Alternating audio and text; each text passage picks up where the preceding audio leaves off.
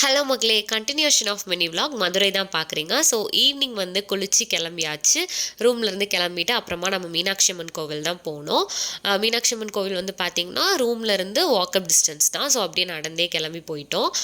ஈவினிங்க்காக தான் போனோம். West tower பக்கத்தில் தான் நம்மளோட ரூம் இருந்துச்சு. அது வழியாக தான் போனோம். அப்புறமா சாமிக்கு வந்து பூஜை பொருள்லாம் வாங்கியாச்சு. தேங்காய், பழம், பூ, மாலை எல்லாம் வாங்கியாச்சு.